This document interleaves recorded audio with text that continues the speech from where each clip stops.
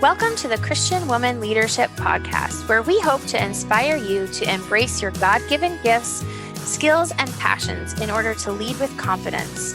We want you to remember that you are fearfully and wonderfully made in the image of God, and you are fully loved by Him.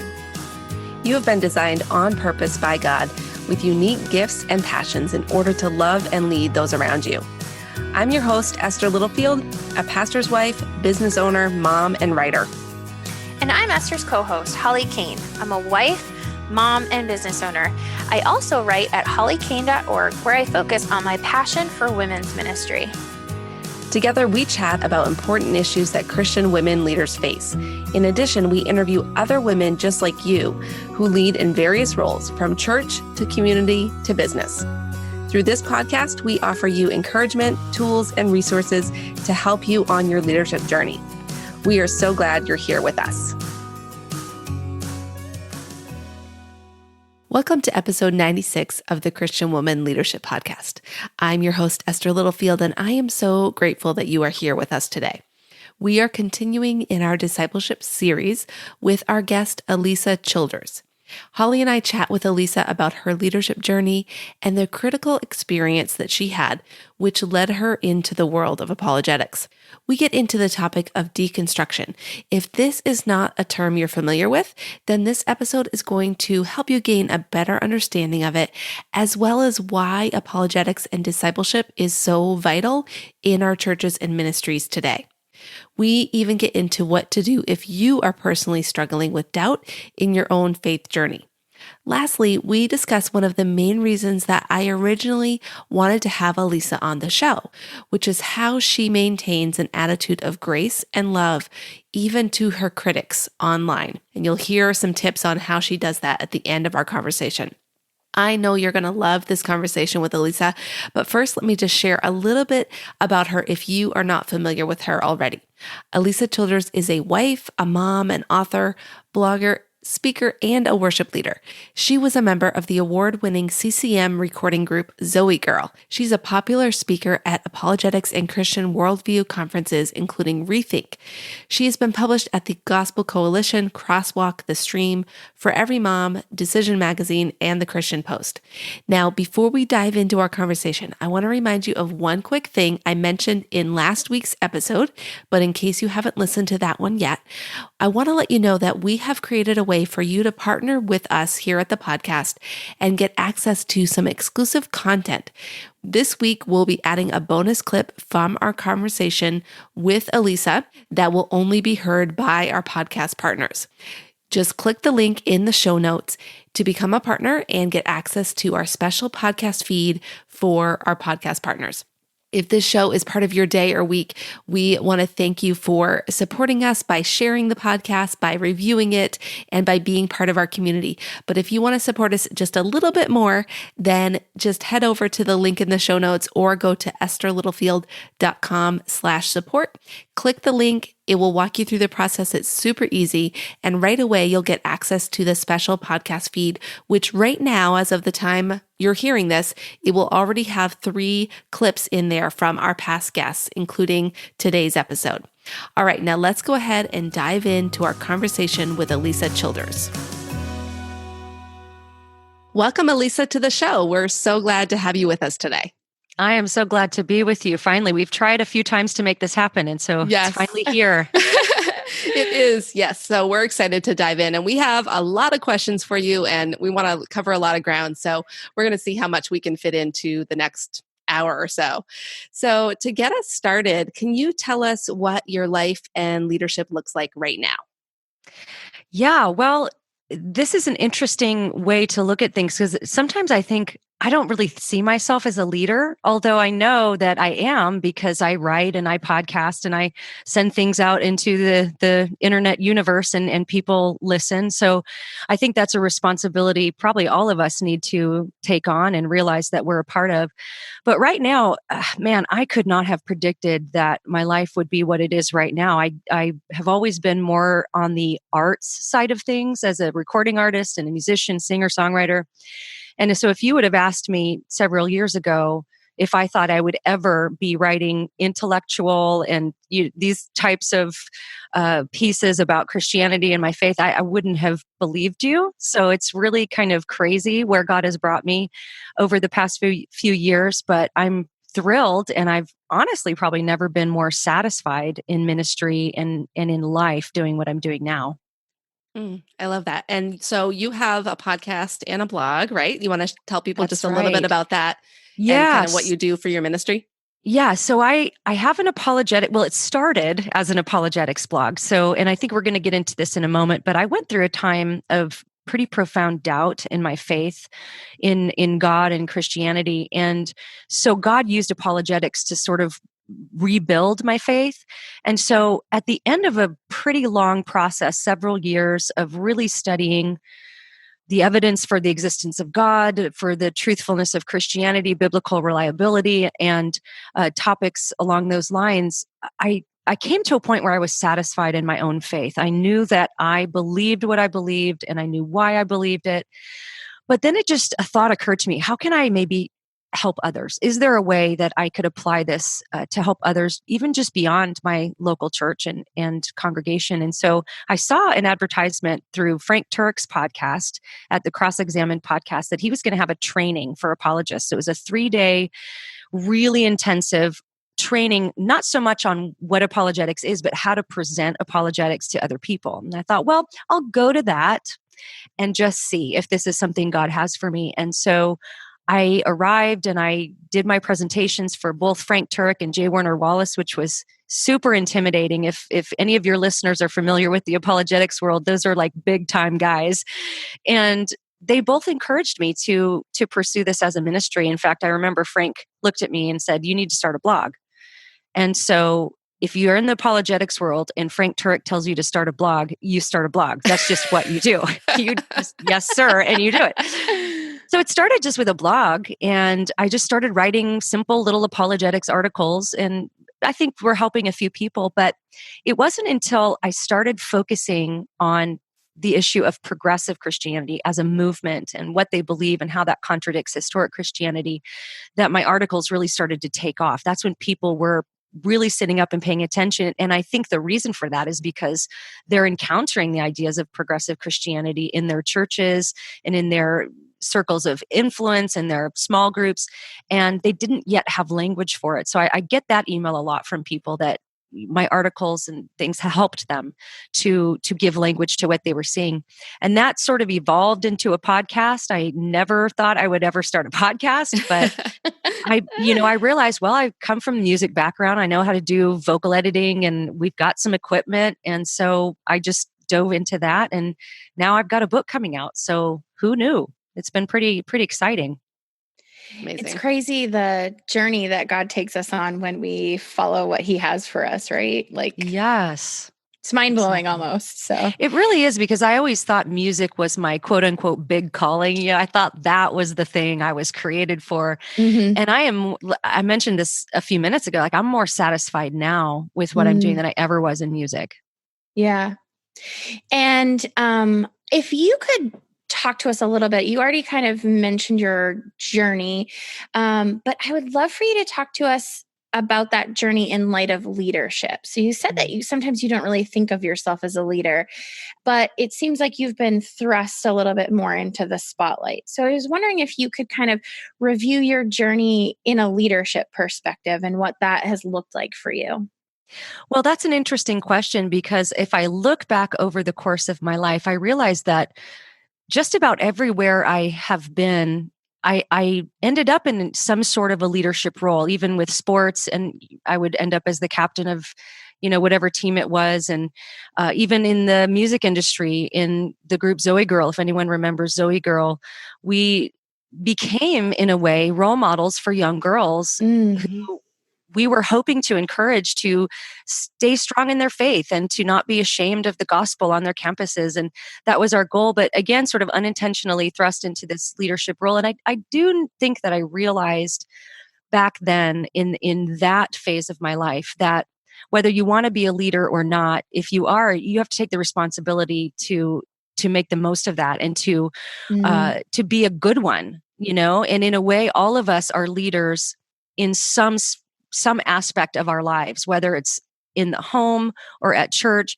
And so I think we need to take that seriously. And so there's always been this tension in me, I think, where of course you have this whole new phenomenon of the internet platform, social media platform. So I think the question that I'm always trying to resolve biblically, I'm always trying to resolve it in a way that I believe glorifies God and pleases God, is to utilize that platform in the best way possible to get the message out without promoting myself. And it's really hard to do, because if you want to promote a message you've sent out through a blog or through a podcast, it can be perceived that you're promoting yourself. And so I think even if we don't always get it right, just to always keep that in our minds, that we want to stay in that tension.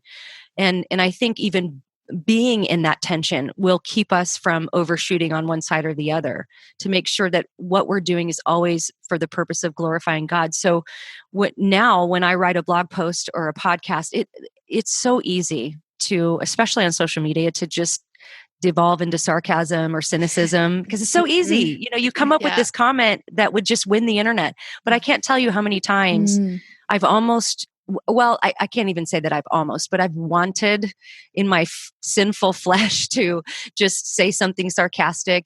But the Lord always holds me back. And I think that that's a part of leadership too, is to model as best you can for whoever's watching how to be a godly person, even on Twitter. And even on Twitter, you can. It is possible. Hopefully. And then, you know, when you do blow it, to model repentance. And I think that's what leadership is you're modeling as best you can the right way to respond to things, and to promote things, and to put the message out into the world. So I have a question about that. First of all, I just want to say Esther got me kind of turned on to your podcast. And then at one point I was listening to it and you mentioned Zoe Girl, and I was like, kind of had a little like fan moment, because I totally remember that. But I'm wondering, as far as your leadership aspect, when that all ended and the music side of it ended and Zoe Girl ended, did you have that sort of moment where you were just kind of like, now what? And what did that look like for you going forward? Oh, yes. And that was a really significant moment in my life, because when Zoe Girl came off the road, we came off the road at a time we were all married by this point. And then Chrissy, one of the girls in the group, had her first baby. And so for anybody who might be unfamiliar with the history of Zoe Girl, when we first emerged into the CCM music scene, we were really looking to the tween girl, the just about to go into teenage age girl. And so we were singing songs about abstinence and things. So it was just a little bit odd 7-8 years later to be singing a song about abstinence with like a 9-month pregnant belly, and so it was really clear, like, we either have to totally rebrand this or, and we didn't want to do that. We didn't want to do anything that wouldn't be authentic to us, or that would be forced. And so we came off the road, and it was after that time that I had my first baby, which I think in and of itself, any first-time mom will tell you that that is a really isolating time of your life. So I had not only going from being in a different venue and city every single day to being completely alone in my house with this tiny human. And it was lonely. And so I had kind of both of those elements contributing to that in my life. And I think that if I'm honest, I was a bit vulnerable in that time, because you're kind of vulnerable anyway when you first have a new baby. But I got kind of lazy when we were on the road.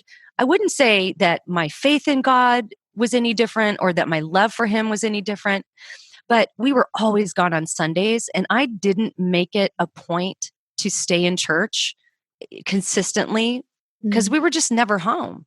And so I sort of, in a way, over the last couple of years of that, lost touch with the local church. So not only was I off the road for the first time with a new baby, but we kind of started attending this church that we didn't really know anybody and we weren't really connected with, but we weren't really connected with Christian community. And so that was like the perfect storm to set me up for, I think, the faith crisis that came after that.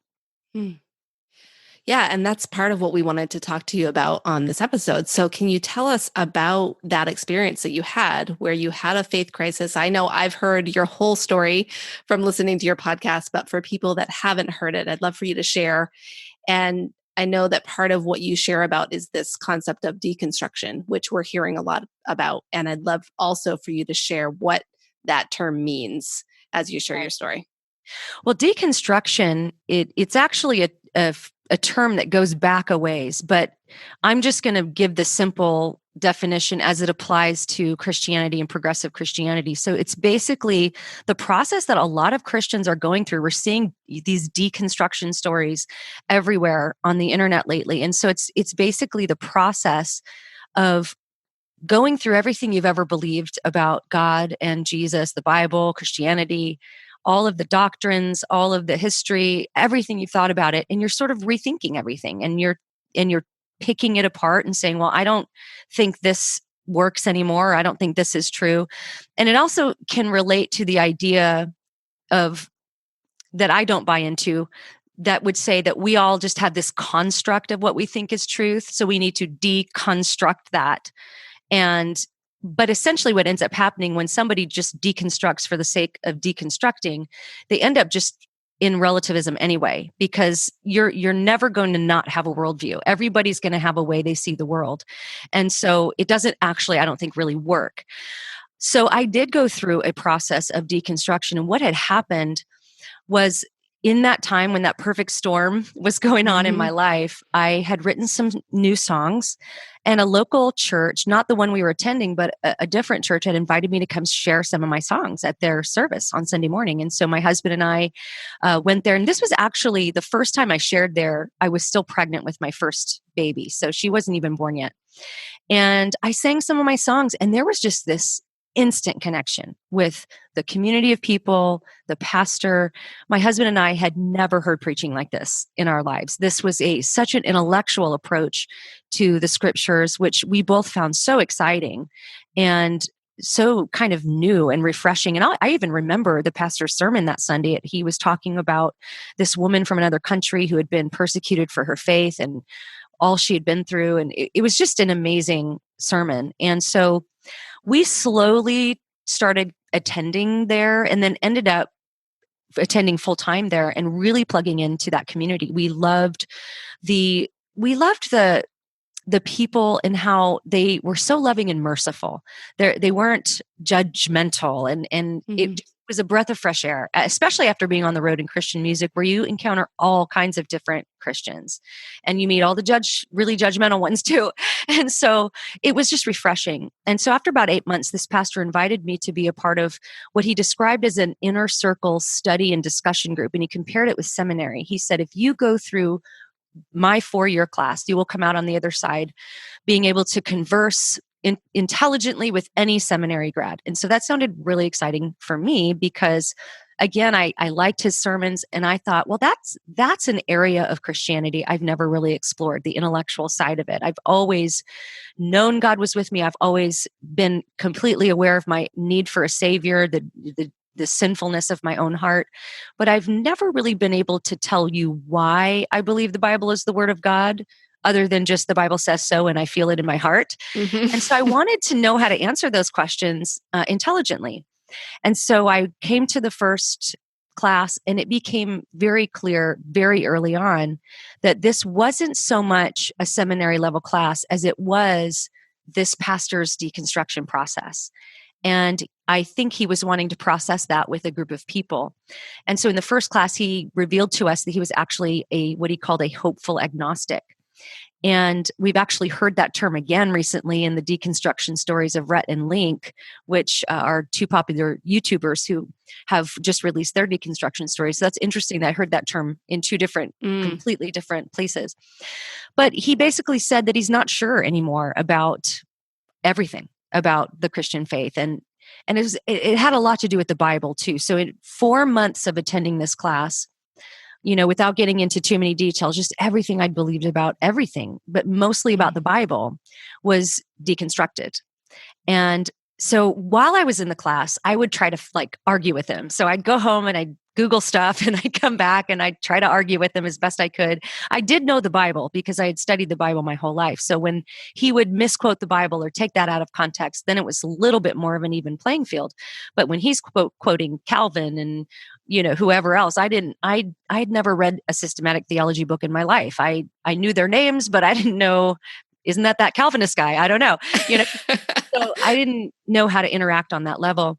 And so it really wasn't until we decided to leave the church and leave the class 4 months later that the seeds of doubt that the pastor had planted began to take root. And so that's when what I really believe was a deconstruction process began to happen in my own life, because now I was again isolated from church community. I had nowhere to turn because I didn't know any Christians who could answer those claims. And so it just sent me into this really dark time of doubt.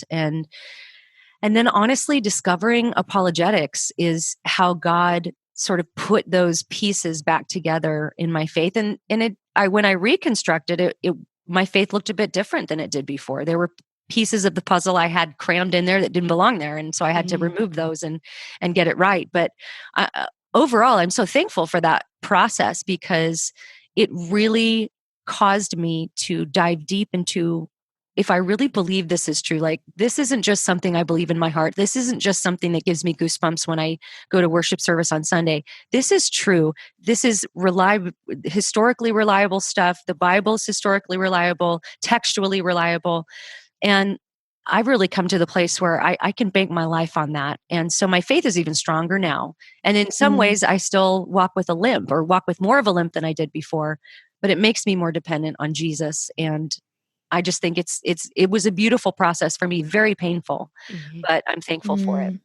Yeah. Yeah. So in recent years, we've seen more and more of these deconstruction stories, and so many of them have been happening publicly, especially as, social media and those sorts of things.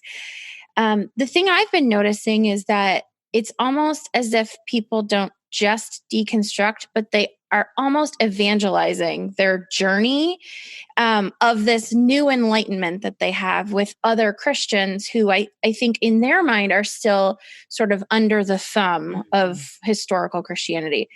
So I'm wondering how we as Christians sort of reconcile someone's faith when they deconstruct. And in an even more simpler question, or more simple question, were they ever really saved? Were they ever really, those sorts of things come to mind. And then from that, after that point of view, or after that sort of thought process, then I question, how do I have that conversation with culture if I can't even answer the questions myself? Yeah. So I'd love to know your thoughts on that. I know that's a big loaded question, but no, it's a good question. And I think it's something we all as Christians need to reckon with. We need to think through even how to process some of these stories. So let's just use a recent one. For example, I mentioned Rhett and Link of the Good Mythical Morning, not podcast, it's a YouTube channel. And then they have the Ear Biscuits podcast. And on their podcast, they each took an hour and 45 minutes or so to, like you said, with an evangelistic zeal, walk us through their process of deconverting, of saying, this was my life. I totally got it, but now I'm out. And so I think, to answer the first part of your question, I think the reason we're seeing more and more of these is because, okay, can I get preachy? Can I start preaching? Okay. We love preaching on this podcast. Okay. I'm going to step on a soapbox right now. Okay. So most Christians will be familiar with the story from Genesis about the Tower of Babel. And everybody spoke the same language, and God scattered the people because them all speaking the same language and being able to communicate with each other was causing them to be filled with pride and to want to build this tower into the heavens. So he scattered them. Well, we have done the same thing now with social media, with internet. We have recreated the Tower of Babel. Everybody's speaking the same language again. Any piece of information, whether it's true or not, is at your fingertips. 24/7. You can find out anything you want to find out. You can find a Facebook group dedicated to any sort of weird and completely crazy hobby that, I mean, if you look up, well, I don't even want to come up with some because then somebody will probably have it, but some kind of weird, like dedicated to a specific spider species that everybody, I guarantee you there's a Facebook group for that. So we all are connected again. And I think that misery loves company, A. So I think that when somebody goes through something that's really scary, if there's someone else that can say, oh, it's okay, I went through that too, you don't need to be afraid. I think that's powerful for all of us. And that goes both ways. That's not just for people deconstructing. I have found that comfort when I find people who are standing strong, like, well, they're still standing strong, and that gives me comfort. So I think as humans, we're all influenced by those kinds of things. And so with this platform of the internet and social media, where you've basically been given a megaphone that will reach the world. Every single person has been given that.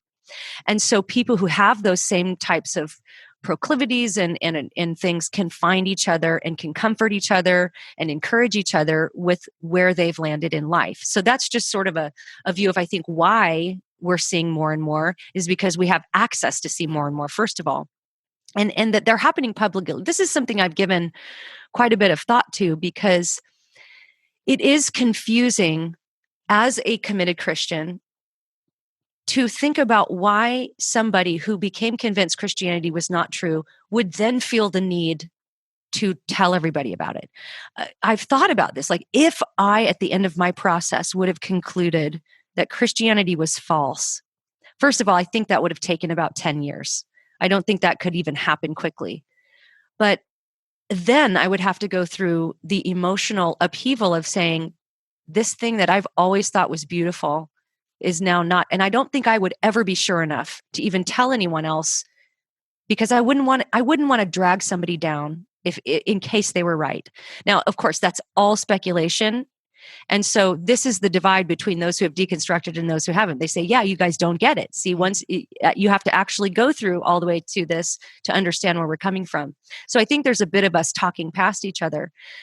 But I think that there is a lot of, these deconversion stories are former Christians, and Christians have an evangelistic zeal. They learned that from the Christian tribes that they grew up in. And I think there's also in culture this need to be authentic.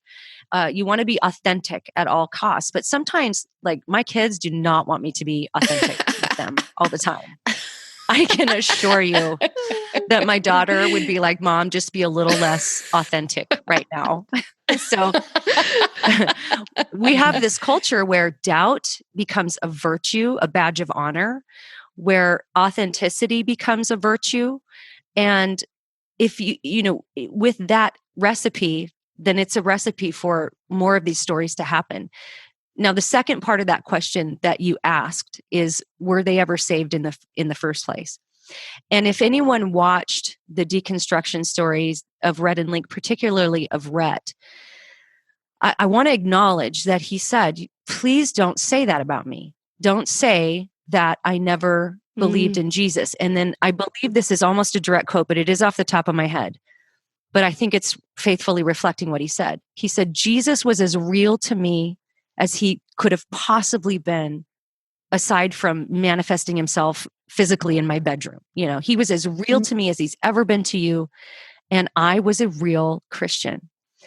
And so I want to acknowledge that. He's saying, don't make me a theological footnote by saying, well, he just didn't get it in the first place.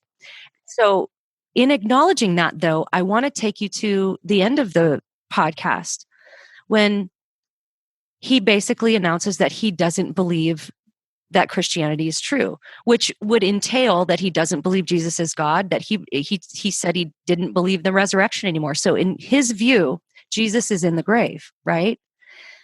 Now, he said, Jesus was as real to me as he could have possibly been, aside from manifesting himself in his room. But according to his own words, he doesn't believe Jesus was resurrected. So Jesus wasn't there with him, according to his view.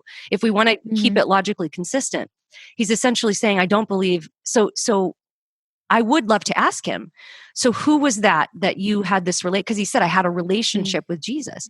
Well, if you don't believe Jesus is there to have a relationship with, who did you have the relationship with? And I think it's a fair question. And I think what that does bring us to is when we look at 1 John 2:19, it says, they went out from us, but they were not of us. For if they had been of us, they would have continued with us, but they went out. And this is the reason the Bible says, and this is talking about people who left. They went out that it might become plain that they all are not of us. So the purpose of God allowing these Christians to grow up, with wheat and tares together in the same sanctuary even, is to know that when the ones who leave walk away, it's so that we'll know they were not of us. And so I think that's a powerful thing to keep in mind, because when the Bible talks about apostasy, this was happening in the New Testament as well. Paul identified his friend Demas. He called him a fellow worker. This was the Demas that was with him when he was in prison, ministering to him and comforting him.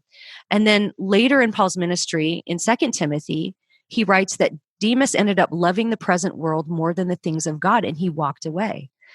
And so in a way, what we're facing with stories like Rhett and Link are very similar to what Paul was facing with his friend Demas, and with other examples in the New Testament of people who walked with the church, talked the talk, maybe even thought they were Christians.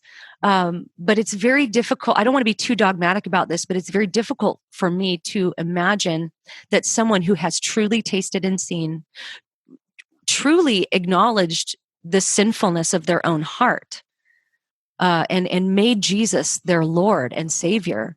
It's impossible to me to think that they would trade that for something else if that's really what had happened, because essentially, like, what keeps me tethered so often is knowing I'm a sinner and I need an answer for that. I need something to happen to save me from my sin. And if I die without Christ, I die in my sins. And so it's very difficult for me to imagine that they were truly saved. Also because the Bible talks about the Holy Spirit seals you on conversion, and you can't unseal something the Holy Spirit has sealed. So the position I would take on that is I would try to interact as meaningfully as I could with it and understand where they're coming from. But ultimately, I think that verse in 1 John 2:19 gives us our answer. What would you say? I think that for those who might be leading in church circles, especially, they may be encountering people who are having questions, who are having, going through maybe the process that you went through where you were kind of questioning everything. And I would love to know what your advice would be to anyone who's navigating that alongside of or in a leadership position over someone who's dealing with the doubts, who's dealing with the questions. How should we handle that? Well, and I mentioned this in the book that I have coming out in the fall, that one of the sort of triggering things for someone to walk away from the evangelical church and go into the progressive church is they didn't feel like they had a safe place to process their doubts. And so all I can do is sort of speak from my own experience, but I had these two different Christians in my life at the time, and neither one of them could answer the claims that I was trying to resolve or the questions that I was trying to resolve, but they reacted very differently. And one of them, just knee-jerk reaction, was fear. Every time I would mention something I was struggling with, well, you shouldn't believe that. Like, that's just the devil. You need to tell him to be quiet and just, and that made me want to push that person away, because I knew that I couldn't get to the bottom of my question if the answer was as simple as just stop it. Like, you can't stop it. And so, and I remember too being a little bit in that, again, I hadn't had a lot of good philosophy training or anything. So I think I was slipping into a little bit of that it'll all be okay relativism thing without realizing it, because I just remember thinking, why is that person so worried? Like, this is my journey. It'll be fine, And so I think that we can learn from that, but then we can also learn from the other person in my life who was completely unrattled by anything I said. I mean, so unrattled that I couldn't understand why this person wasn't right. Why is this person so confident? Like, I would bring up something and this person would say, well, what's the big deal about that? What is it about that bothers you so much, or thinks that's a big deal? And that invited me in to have more conversations. And when this person didn't know the answer, just casually, they would say, well, let's look into it. I'll see what I can find. You see what you can find. And I think that in the case of someone like me who wanted the truth, I wanted to find what was true. And I thought the gospel was beautiful. I didn't have reasons to want to walk away. I think in that case, be more like that second person. But there does come a time where you can start to recognize in someone that they really aren't looking for the answers. And I think that's something that you can be aware of too. I have people in my life who have deconstructed, and they've asked me a question about, let's say, biblical reliability. And I'll offer an answer, and they'll just rephrase the question, and then I'll answer it again, and they'll rephrase it a third time. And it was so confusing to me, because I was like, they don't want this. They don't want this answer. They're looking for a loophole with everything that I say. And so there does involve a bit of diagnosis there, where you want to be not reacting in fear. You want to welcome the questions. But if there comes a point when it's just very clear that this person isn't wanting the questions, then their problem isn't intellectual. Their problem is something else. And, at some point you do have to let them go if they're really not wanting it to be true. Yeah. Yeah. Okay. Thank you for sharing that. So I'm curious, one of the things we're talking about this month on the podcast is the issue of discipleship. And I'm curious how you think this phenomenon of deconstruction and people wrestling with doubts is linked to discipleship within the church. This is a fantastic question. In fact, I was talking with somebody about this yesterday. I think it's inextricably linked. So we need to own the fact, as an evangelical church, or even the broader church, that we have not done discipleship well. I think it's true. I think it's true that now there are a lot of great Christians trying to change that. They're trying to turn the ship. But with the rise of the megachurch, with the rise of just this sort of consumerist attitude that we see in some places, certainly not everywhere. But I think that one of the downsides of that is that we've lost discipleship in the process, because that's really what the Great Commandment is to make Right. disciples. And so every Christian should have other Christians who are more mature in the faith, bringing them along, walking with them regularly. Where are you at? Let's study the Bible together. Let's pray together. How are things going? Whereas so often we are so used to, we go to church on Sunday, we do the hour, or, in some cases, not even an hour. And we go home, and it's not that we're fake Christians. We read our Bibles through the week or whatever, but we're not viewing the church as us all coming together for discipleship, for growth. It's more like, it's something we do on Sundays. And that's just not what the church is biblically. And so I think that if we would get better at discipleship, if more churches would make intentional moves toward really, really discipling the people who walk through the doors, I think we would see a change when it comes to the amount of people who are deconstructing. And I think it would help a lot of people.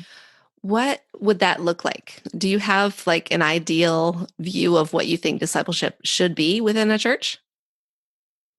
Well, I'm no expert on discipleship. Okay. I will tell you that I've not done that well in my life. That's part of the reason I can say that, is because I realize that I really haven't had done a great job. And I've tried to be more intentional, especially even with my kids, by making it an everyday check-in, Bible study, prayer, make it a part of everything we do. But I have to say, it seems like the churches have to get smaller. If nothing else, smaller minded.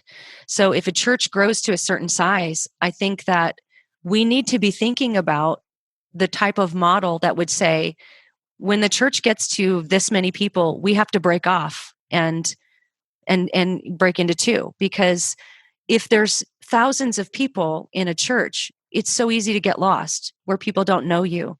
And it's really only when you walk in the door and people know your name, they know who you are, where you're coming from, that's going to be effective. But we can't do that as long as we're focused on putting on a great show on Sunday. If that's our focus, then we're not going to achieve that, because nobody wants to make the church smaller. I've heard some people who I think are getting it and kind of getting on this track in a good way, saying we want to outgrow ourselves. So you want to grow numbers, but you don't necessarily want your church to get bigger. So that's when you break off into smaller congregations, and you may not have the best teaching pastor into your congregation. You may not have the hippest worship leader, but we have to, I really think we have to reorient our minds to stop focusing on that stuff and focusing on being the church rather than just seeing what we can get from the church. I'd love to get your perspective or your opinion on where apologetics falls within discipleship. Oh man, I think it's absolutely essential. In fact, J. Warner Wallace has a blog post, I think it is, where he says evangelism is spelled Apologitcs. And I would also argue discipleship is spelled Apolog. Okay, let's see if I spell that right. You know what I'm saying. It's not only that, but and let me just say this. Let me back up a little. A lot of people have a lot of misconceptions about what apologetics is. We see it misrepresented in a lot of these deconstruction stories. It's almost passed off as this circle the wagons. Everybody's just wanting to defend what they already believe. But if you're really in the apologetics community, what you discover is that people have radically different views on all kinds of different things, and they're debating those things constantly. It's not what people say it is, at least on the deeper levels, on the more academic levels. Maybe on the lay level of just a short little book or something, you might get that feeling. But there are so many intellectually rigorous debates going on, even within the apologetics community, on various topics. It's really can't be reduced to what people reduce it to. But essentially, all apologetics is giving a reason for what you believe. And you can do apologetics with anything, with health food. There are Buddhist apologists trying to make you believe Buddhism is true, and here's why. And so with Christianity and Christian apologetics, what we're seeking to do is to answer these questions. I mean, that's essentially why apologetics exists, is to help people who are doubting and deconstructing with their questions about Christianity. That's why it was helpful to me, because when I had been told that the Bible was not reliable and that Moses probably never existed and the Exodus probably never happened, if those apologists and those scholars who had investigated the actual archaeological evidence and the logical and philosophical arguments, if they weren't prepared to help me, I mean, I might have just had to take a leap of faith if I wanted to and say, well, I'm just going to believe it because I guess because. So we need it. We need that. I think everybody who does discipleship should at least be familiar with basic arguments for the existence of God and biblical reliability. They need to know how the canon was formed, why the books we have in the Bible are there. It's really basic foundational stuff that we've gotten just in our last, few hundred years of church history gotten really lazy at, because for the vast majority of church history, it's been a lot of intellectual rigor applied to it. So I think that we need to reclaim that in a way, and not just allow people to dismiss apologetics like it's just some kind of kids thing you do to defend, even though you don't have good reasons. We have to push back on that, and by asking good questions and using good tactics. Is a great book by Greg Koukl called Tactics that helps you have better conversations with anyone. I would think that book would apply not just to Christians in apologetics, but in just having good conversations. And so we need to get better at all that. And it will help the people we're discipling as they walk through their own questions. Why do you think that you mentioned that, like, the past couple hundred years, we've gotten away from that? Is there a reason for that we've moved away, especially in the Western culture, from having that foundation of an intellectual faith? Yeah, there's a great book by J.P. Moreland called Love Your God with All Your Mind. And early in the book, he sort of does a broad flyover of church history. And he begins with, now, and just to kind of, because I know that when people hear what I'm about to say, they might get a little defensive, like, but the revivals are good. Yes, he believes the revivals were all good things, and he's actually charismatic. He's very much into the emotional and the supernatural and all of this. But he goes back to the great revivals, and where you had an intersection, and what was going on in history when you had the modernists coming in with the rationality and everything grounded in empiricism.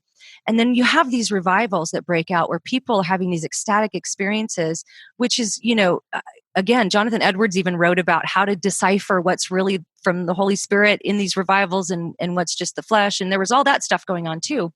But there were genuine conversions. But what ended up happening is that we lost a bit of our intellectual rigor in that because people were so caught up in the joy and emotion of their newfound faith. And as a church as a whole, we let some of that stuff go. Well, then fast forward a bit, and then we end up at the late 1800s, early 1900s, when German liberal theology started coming in. We were not equipped to face it. We weren't equipped to deal with it. So evangelicals sort of cordoned themselves off. We came up with our own church, not church, like seminaries that rather than engaging with the liberal theology, a couple did, great J. Gresham Machen did, but instead of really engaging and saying, no, our ideas are strong, they can stand up to debate in the public square, we cordoned ourselves off. And I think that provided a bit of a protection for future evangelicals to just say, well, it's because the Bible says, and I don't, rationality in a way is in opposition to faith. And so we kind of got infected with these, I think, false ideas about how faith and reason work together. But read that book because he'll explain it a lot better than I did. But I think even just studying church history will help us understand how we got here. I was actually just going to ask you about church history. I was kind of reflecting as you were talking, growing up in the church, I don't recall hearing about church history at all. And it wasn't until I actually went to Bible school that we had a church history class.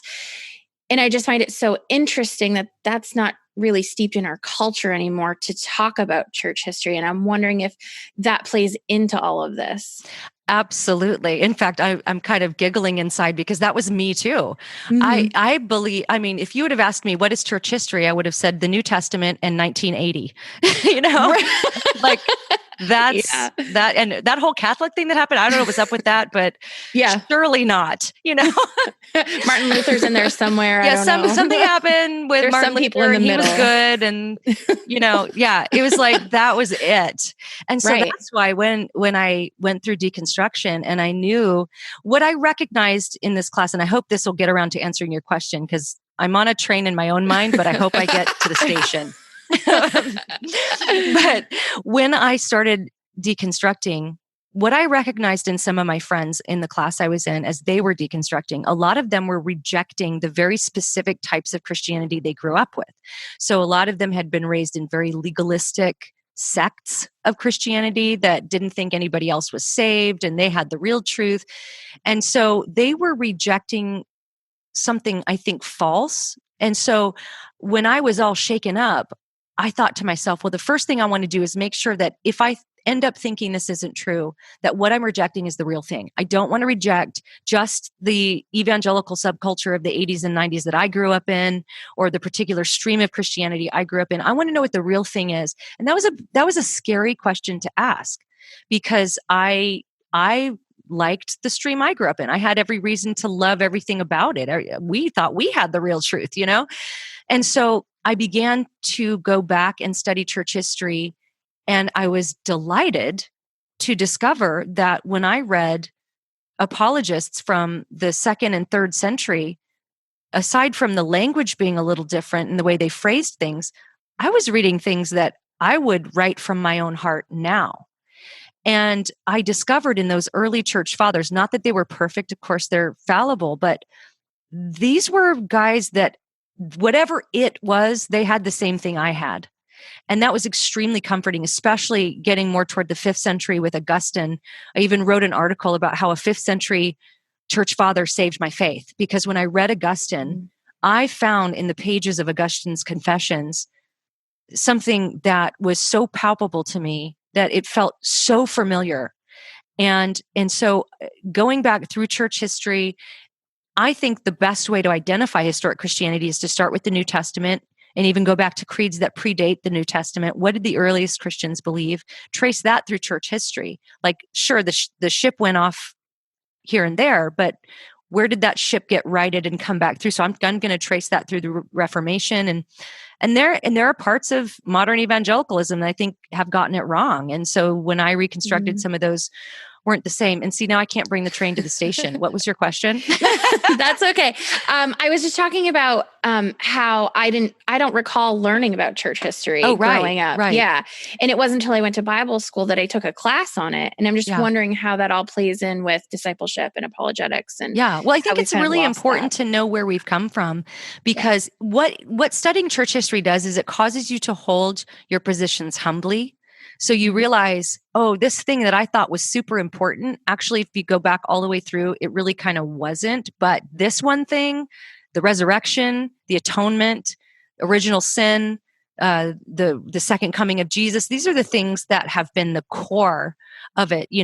Speaking in tongues actually wasn't the core from the beginning. It's like we might be able to disagree on that, but kind of learning it helps to discern what the essentials are versus things that are not. I hate the term non-essential because it almost implies they're not important. They're very important, and I have opinions, but you get to see what the core of the salvation issues are all through church history. And I think it's incredibly valuable for every Christian to at least read one basic overview of church history. If nothing else, read Augustine's Confessions, and it will help you connect with our spiritual ancestors and hear what they were thinking. And you might be surprised to hear their beautiful hearts for Jesus and for the gospel. Mm-hmm. So I want to transition just a little bit. We have a lot, I think, leaders that we like to talk to that may also struggle with doubt. And so I'd love to know what your thought is on how we struggle well with our faith while still being a leader and not disillusion people. How do we change our minds about things as leaders without causing other people to stumble? Because what it sounds like was that class that you were in was a very big catalyst for your deconstruction, and without having sort of a riot mentality, it sounds contagious. So how do we do this well? Well, I will just say he shouldn't have done that. He shouldn't have had a class of essentially non-leaders. There were a couple of new Christians in that class. He shouldn't have done that. That was not the appropriate room for him to process those types of questions. Because essentially what ended up happening is, as far as I know, I'm the only one who didn't deconstruct into progressive Christianity. And I think that every leader who begins to experience doubts or questions about things should go to other trusted leaders, small group, you don't need to tell that from the pulpit, but the people you're accountable to, which is another reason discipleship is so important, because even every pastor needs to be being discipled actively by another pastor who's more mature in his faith. It just needs to be that way so that he can go to that person and say, I'm really having some questions. Can we pray? Can you help me? And he doesn't need to bring his congregation with him on some of those things. And I think that there's an appropriate place to do that. And that's, again, why discipleship is so important, because everybody needs to have someone like that in their life that they can go to with those things, and then, submit themselves to those people. If the pastor who's over that pastor says, I think this has gotten to a point where you need to take some time away and you don't need to be shepherding anyone right now, to not view that as, cancel culture. That's not cancel culture. That's healthy. That's health. That's saying, for your sake and for everyone else's, we're going to give you time. We're going to love you through this. We're going to help you through this.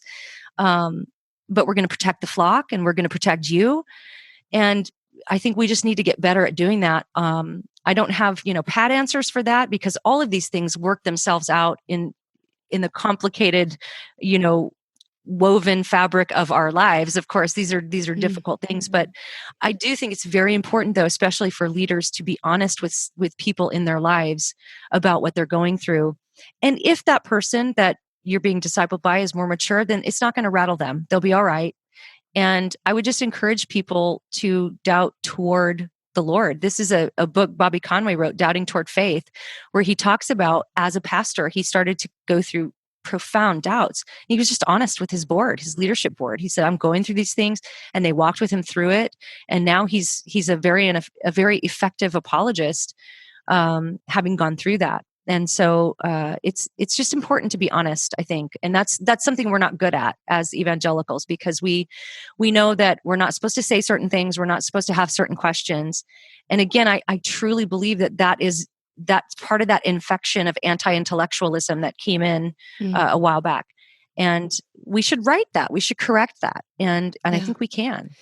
That's one of the big things I think we try to talk about on this podcast, is being honest and dealing with our issues as leaders, but in the right context. Like you just shared, like if you're struggling with a particular sin, you don't go and announce that to the whole world. You talk to a mentor or a pastor or somebody who can guide you. So I think that's excellent advice. So I want to just kind of change what we're talking about for 1 minute, and hopefully this won't be super long. But originally we were going to have you on the podcast way back when we were doing our communication series about handling disagreements and communicating around areas where we disagree, and whether that's with Christians or non-Christians. And I know you just shared, kind of the idea of essentials that we need to agree on, and then there's non-essentials or less important issues. And I think as someone who's fairly outspoken about your faith online, I've seen you receive a lot of criticism, but I've seen you respond with such grace and respect to people in those disagreements. So I would love if you could just share with us a few tips on handling these situations where we have disagreements with fellow Christians or unbelievers, and how you do that with grace and love and respect. Well, yeah, and that's a really good question, because I do get a fair amount of pushback and even a lot of vitriol. I get emails through my website that call me names. I get cuss words. I get it all. But something occurred to me back about a little over a year ago. I wrote a review of the book, Girl, Wash Your Face, and it got a little bit of attention. And so I did receive a lot of praise for it. People were saying, oh my gosh, this is just dripping with grace. Thank you for this. This is just like a balm to my soul. And then the next email I would open up was cussing me out. I'm not kidding. It was that drastic.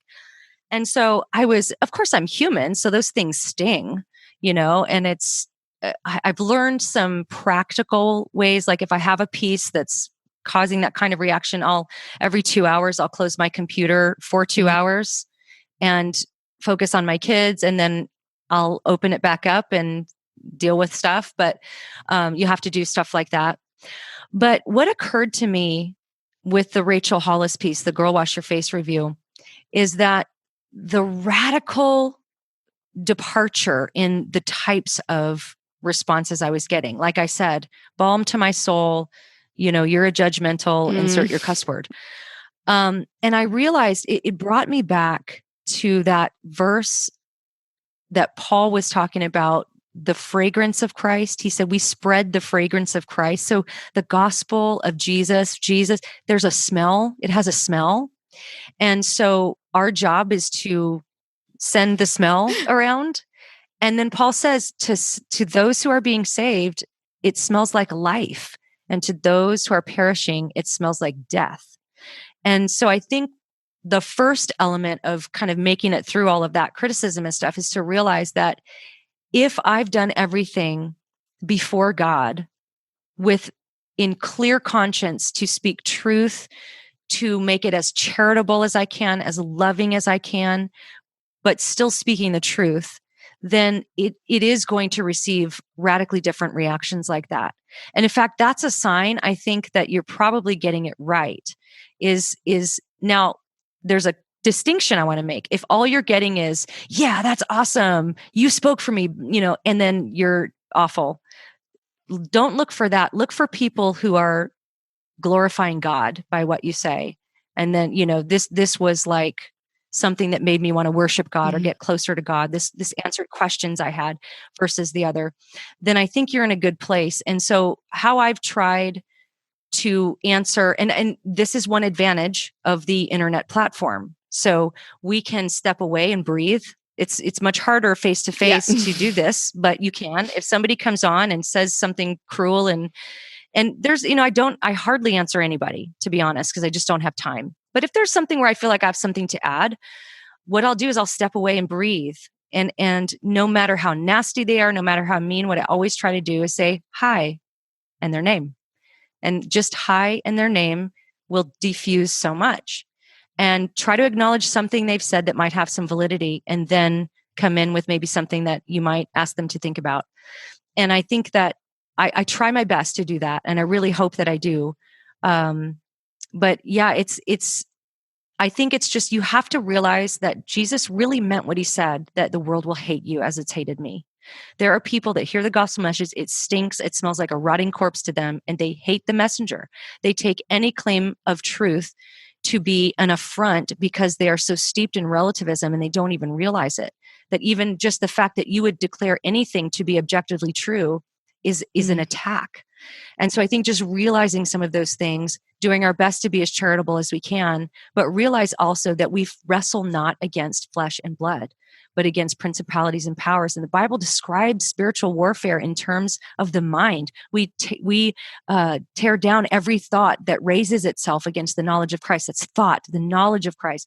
We're doing spiritual warfare in the realm of ideas. And we have to realize that people are going to hate that. And we have to see everybody as Jesus sees them, and hope that there's something we can say that might soften or disarm or diffuse so that they can hear what we have to say. And that's how I try to go about it. Don't do it perfectly, but I sure do try. Well, I think that's excellent advice. And I think you did a podcast episode at one point that I listened to where you talked about how to respond to people, like basically how to argue. Yes. I can't remember what the title was. Was it the how to respond to mockers? I think. I think that might have been it. Yeah. Yeah, it was. A long time ago. I went back and binged all your old podcasts. So, but I think the thing that stood out to me in that episode was that you talked about responding to the idea and not to the, to not attack the person, not to degrade the person, but to respond to their idea. And I think that is so powerful. It's such a powerful technique to keep in mind when we're dealing with, arguing with people in general. So, yeah, I agree. All right. So the last thing we'd like to ask our guests is we do this question about leaders or learners. And we'd love to hear one thing that you have been learning lately, or it could be a resource that you'd like to share, or a lesson that God has been teaching you. Like a spiritual lesson? Really anything. Anything goes on this one. Anything. Oh. Well, okay. So this is fun because I never talk about this on my own podcast or anything, but I'm reading a book right now called Eat, Fast, Feast by Jay Richards. And it came to me after I started taking my health more seriously, lost some weight, started running. But a lot of what I'm reading in there is making a lot of sense about kind of recapturing the Christian idea of fasting, that fasting has a lot of benefit. And he integrates the idea, again, that we are a unity of body and soul. So we can seek health benefits from fasting while seeking spiritual benefits. And so I've been kind of liking that book and trying some intermittent fasting. And it's really helped me. I think that was a good resource. So I'll give you a spiritual one too. I've been studying Leviticus and I've been reading Jay Sklar's commentary. I just recommend it to everyone. He took 10 years and read Leviticus for 10 years and then read this commentary, and his excitement over Leviticus is palpable. And we're all laughing because nobody's excited about Leviticus. That's the hard one to get through. But yeah, you may find yourself excited about Leviticus when you read Jay Sklar's commentary. So that's awesome. There's my two. Okay, we'll try to find the links to these books and make sure they're in the show notes for folks to check out. So great. So as we wrap up, we would love for you to let our listeners know what the best way for them to connect with you is. If you have a free gift or anything you'd like to share with our audience, feel free to let us know. And we'd love to hear a little bit more about that book you mentioned that's coming out. Yes. Well, my book, in fact, I just finished final edits today. So I'm so excited. Yeah, that's going to the proofreading process as far as I know today. And it's basically my journey of walking through that doubt and deconstruction. So it's very story driven, but throughout it, I have a lot of apologetics and theological points that address the movement of progressive Christianity. And so that's going to be called Another Gospel: The Journey of a Lifelong Christian Seeking Truth in Response to Progressive Christianity. And that's coming out in fall on Tyndale. And I'm really, really excited about that. And if you want to connect with me, you can go to AlisaChilders.com. My blog and my podcast, you can find those there. If you want to cuss me out, you can hit the contact button and I'll get that email. Hopefully none of our listeners will do that. We are not encouraging that. But yeah, you can connect with me. Or on Twitter. I'm on Twitter at Alisa Childers, and Instagram at Alisa Childers. Facebook is Alisa Childers blog. Awesome. Well, thank you again so much, Alisa, for spending the time with us today. I'm so excited for our listeners to get to hear this conversation. And I would just encourage you, if you're not listening to Alisa's podcast, go subscribe right after you finish this one and continue to watch for her book when it comes out. So thanks, Alisa. Thanks, you guys. It was so fun. Thank you. Thanks for joining us on the Christian Women Leadership Podcast. If you enjoyed this conversation, come and join us in our private Facebook community. We would love to get to know you better so that we can make sure the podcast is providing what you need. Plus, you can share your questions and ideas, and you'll be surrounded by incredible Christian women leaders. To join the group, visit estherlittlefield.com/group. Now, don't forget, your leadership matters, and it's time for you to embrace your gifts and lead with confidence.